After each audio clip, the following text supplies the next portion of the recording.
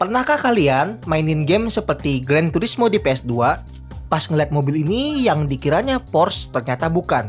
Inilah dia sejarah dari Roof Automobil.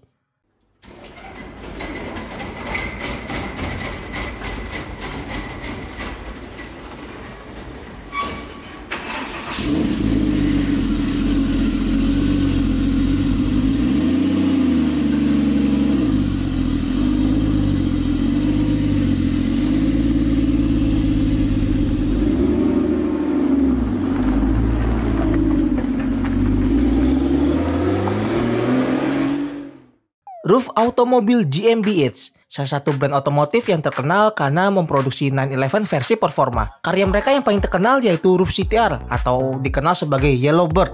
Banyak yang mengira bahwa Roof ini cuma ngemodif dan rebadge ulang dari 911. Tapi kenyataannya mereka itu cuma pakai sasis dari 911 yang belum dirakit, yang disebut sebagai body in white. Dan semua suku cadang yang ada di dalamnya merupakan buatan Roof sendiri. Sehingga setiap mobil buatan Roof memiliki nomor sasisnya sendiri yang diawali dengan kode W09. Oke, setelah kita tahu apa itu Roof, sekarang kita perlu kembali ke tahun 1939. Sebelum Perang Dunia Kedua, Alois Roof Senior yang merupakan seorang mekanik asal Jerman membeli sebuah villa kosong di Pfaffenhausen, Jerman yang kemudian diubah menjadi bengkel servis yang diberi nama Auto Roof. Tapi sayang, Perang Dunia terjadi dan Alois Roof terpaksa bergabung menjadi tentara hingga Perang Dunia selesai. 5 tahun kemudian, setelah perang usai, Alois Roof kembali lagi ke bengkelnya untuk melanjutkan bisnisnya yang sekarang harus dibangun lagi akibat Perang Dunia. Kemudian, pada tanggal 23 Januari 1950, Alois Roof Junior lahir ke dunia. Dialah yang akan menjadi anak emas dari kesuksesan Roof Automobil.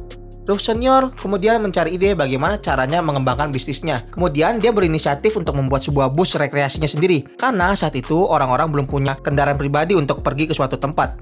Sejak saat itulah dia mulai membangun bus tersebut yang terinspirasi dari bus buatan Mercedes saat itu. Dia merakit bisnya ini hari demi hari di bengkelnya sambil ditemani anaknya yaitu Roof Junior.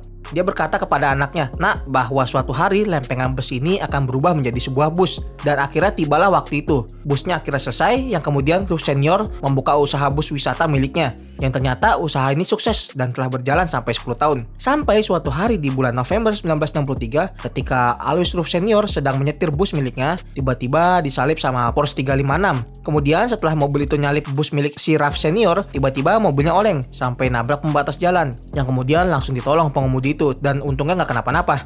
Setelah itu pengemudinya langsung dibawa ke rumah sakit. Lalu si Roof Senior ini janji sama yang punya Porsche tadi bahwa dia itu punya bengkel dan akan dia betulin tuh mobilnya sampai selesai dan dia bisa bebas ambil kapan aja sampai dia sehat lagi. Dan beberapa hari kemudian pemilik Porsche 356 itu menjual mobilnya ke Roof Senior dan akhirnya dibelilah mobil itu sama si Roof Senior ini. Dari kejadian inilah menandai Porsche pertama yang dimiliki oleh keluarga Roof yang mulai jatuh cinta terhadap dunia Porsche. Setelah memiliki Porsche ini hampir 1 tahun, Roof Senior dan anak-anaknya sangat menikmati mobil ini.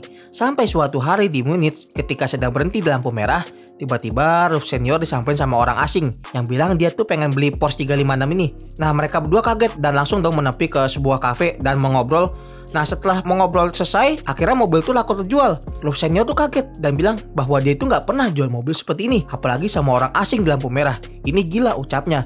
Kemudian dia berkata lagi bahwa orang-orang seperti itu akan sangat bagus untuk bisnis bengkel mereka ke depannya. Kemudian Roof Senior mempunyai ide untuk mengubah bengkelnya itu menjadi spesialis Porsche. Dan ternyata ide itu sangat tepat. Hari demi hari Auto Roof semakin ramai oleh kehadiran pemilik Porsche. Mulut ke mulut merasa puas dengan kualitas dari bengkel ini. Sampai setahun kemudian ketika Roof Senior dan anaknya sedang menyetir di autobahn, tiba-tiba mobil mereka disalip sama Porsche 901 yang merupakan sebuah prototipe dari Porsche 911 saat itu. Roof Junior sangat girang pas ngeliat mobil itu pertama kali di jalanan. Dia bilang ke ayahnya bahwa, "Ayah, lihatlah mobil baru dari Porsche itu. Aku melihatnya di majalah kemarin." Roof Junior sangat senang melihat 911 saat itu. Sampai suatu hari, akhirnya mimpinya terwujud ketika melihat 911 datang ke bengkelnya. Dan dia saat itu juga langsung jatuh cinta pandangan pertama sama si 911 ini. Memasuki tahun 70-an, tahun dimana krisis gas sedang terjadi, yang menjadi musuh semua pabrikan mobil di dunia. Saat itu, Porsche berencana untuk menghentikan produksi dari 911 dan menggantikannya dengan Porsche 928, yang merupakan mobil touring yang irit bensin. Saat itu juga, para fans fanatik 911 merasa panik dan gak siap kehilangan mobil favorit mereka. Sampai salah satu pelanggan dari Roof bilang, "Tuan Roof, apakah Anda bisa membuat 911 ke depannya?" ucap seorang pelanggan. Yang kemudian dibalas sambil bercanda sama si Roof ini. Dia bilang, "Tenang aja, kalau Porsche matiin 911, kita bakal bikin 911 yang lebih banyak lagi kok daripada si Porsche."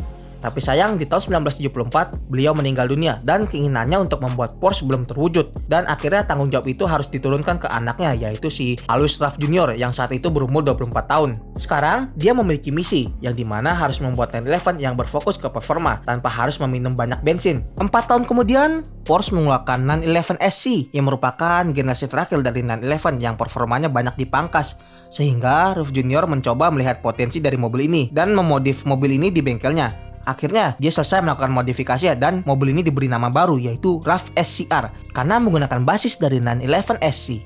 Mobil inilah yang merupakan mobil pertama yang dimodif besar-besar oleh Ruff dengan menambahkan kapasitas mesin boxernya dari 3000 cc ke 3200 cc, kemudian melepas part-part yang tidak penting, memasang transmisi manual 5 speed yang sebelumnya hanya 4 speed, penggunaan LSD dan sistem dry pump oil untuk menjaga kestabilan suhu mesin. Kemudian, semua modifikasi tadi dapat menghasilkan 214 tenaga kuda dengan torsi 280 Nm dan top speed yang bisa mencapai 255 km per jam. Ruff membuat mobil yang kencang ini yang berasal dari mesin NA dengan berat yang hanya 1 ton. Tapi tenaganya itu setara sama Porsche 930 yang merupakan 911 yang pakai turbo buatan Porsche sendiri. Wah, mantap emang nih si Ruff Jr. Karena Ruff SCR inilah, Ruff tiba-tiba kebanjiran pesanan dari fans 911 yang pengen punya juga 911 versi performa.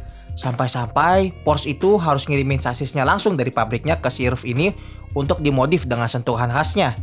Akhirnya, karena antusias dari fans 911 dan bantuan dari Ruff, Porsche tidak jadi untuk ngeberhentiin produksi dari 911 dan produksinya itu masih berlanjut sampai sekarang berkat si Ruff ini. Setelah sukses dengan SCR, Ruff masih punya banyak kejutan bagi para fans 911. Sampai di tahun 1983, mobil pertama buatan Ruff yang sekarang udah punya nomor sasisnya sendiri.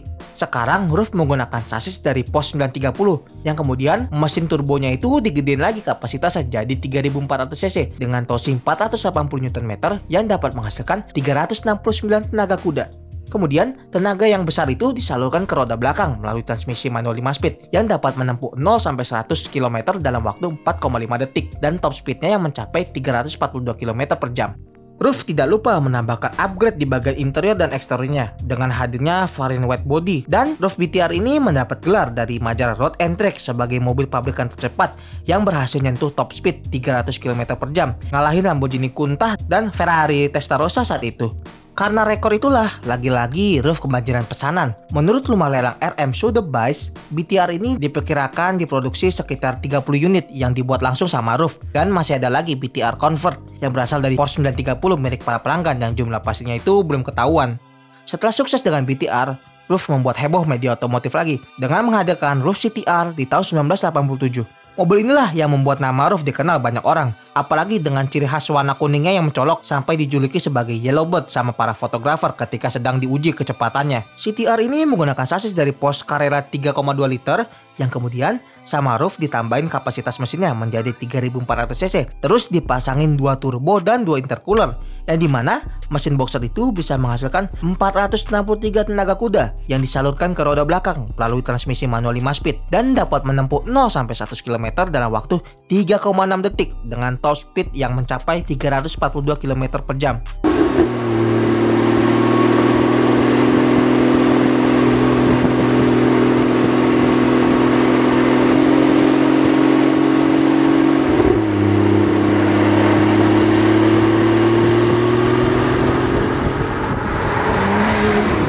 Tidak lupa juga, Ruff menambahkan integrated roll cage untuk menahan dan meningkatkan keamanan bagi pengendaranya dari tenaga yang gila itu.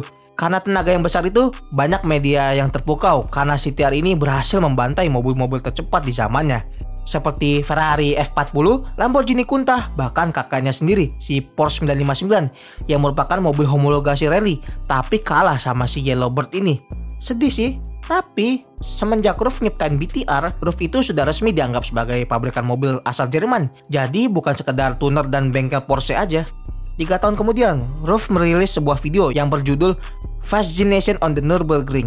Video ini mengenai CTR yang diajak ke sirkuit tersebut yang kemudian digeber sama pembalap Stefan Rosser untuk mengetes kemampuan dari mobil tercepat di dunia saat itu.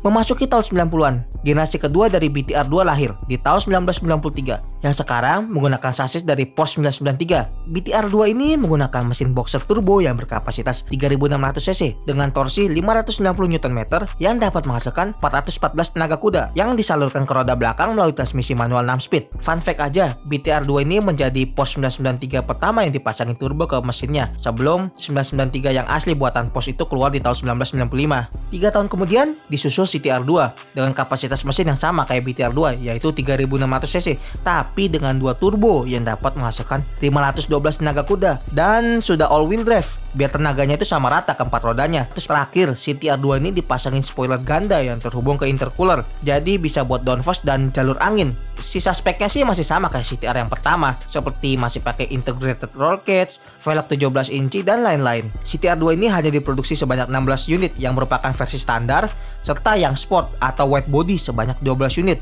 dan menjadi mobil roof pertama yang road legal di Amerika serta sempat masuk ke daftar mobil terkencang di dunia tapi masih belum bisa nyaingin top speednya dari si McLaren F1 ini.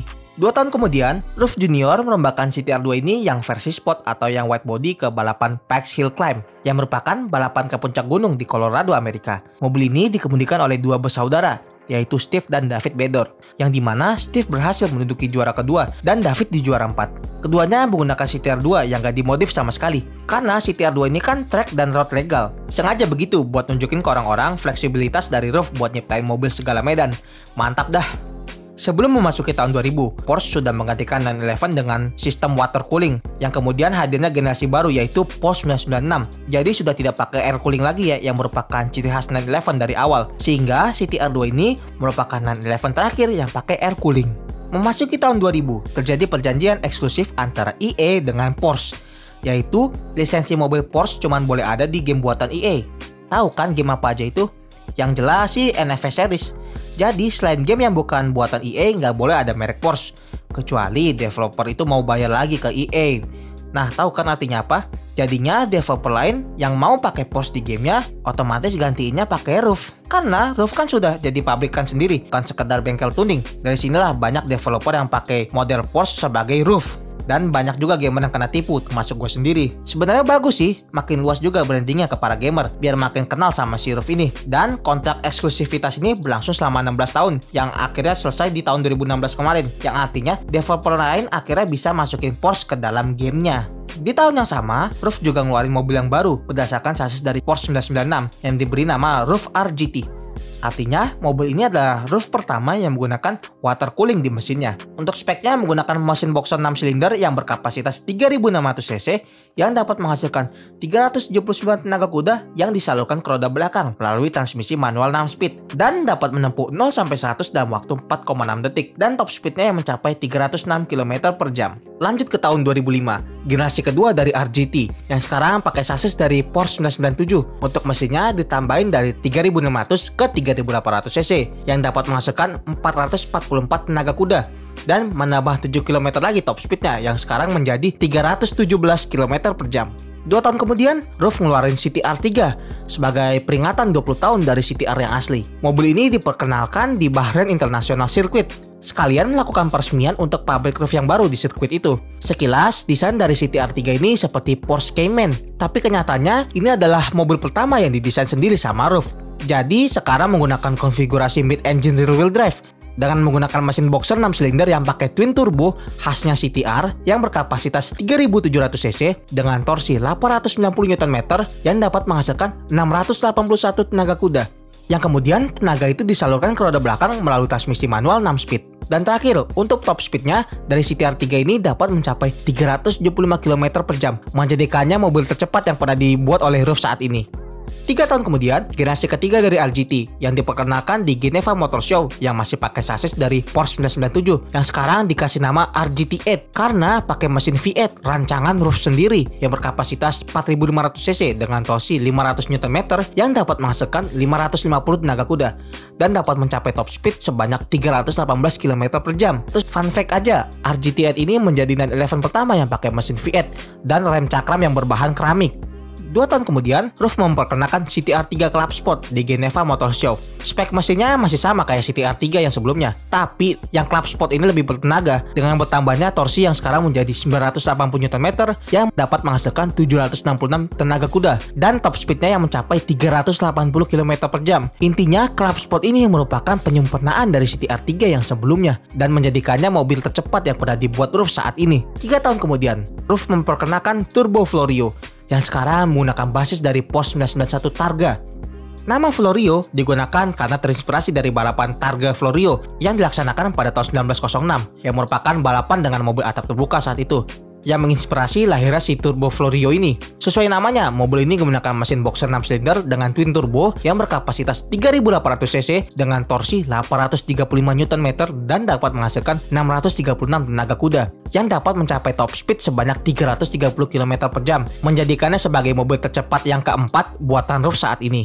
2 tahun kemudian, ROV menghadirkan lagi ROV CTR Yellowbird di Geneva Motor Show sebagai peringatan 30 tahun dari CTR yang asli. Meski kelihatan seperti 911, CTR Anniversary ini adalah buatan sendiri dari ROV, menggunakan sasis monokok yang berisi gabungan antara serat carbon fiber dan logam ringan, yang kemudian panel bodinya itu juga menggunakan carbon fiber yang dibentuk seperti CTR yang asli yang keluar di tahun 87, sehingga berat mobil ini hanya sekitar 1.200 kg atau 1,2 ton. Untuk mesinnya menggunakan mesin boxer 6 silinder dengan twin turbo dan water cooling yang berkapasitas 3.600 cc dengan torsi 880 Nm yang dapat menghasilkan 700 tenaga kuda. Dengan hadirnya CTR Anniversary ini membuktikan bahwa ROV bisa membuat sasis sendiri ke depannya tanpa harus bergantung dari sasis buatan Porsche dan tetap mempertahankan ciri khasnya dengan desain yang mirip dengan Porsche.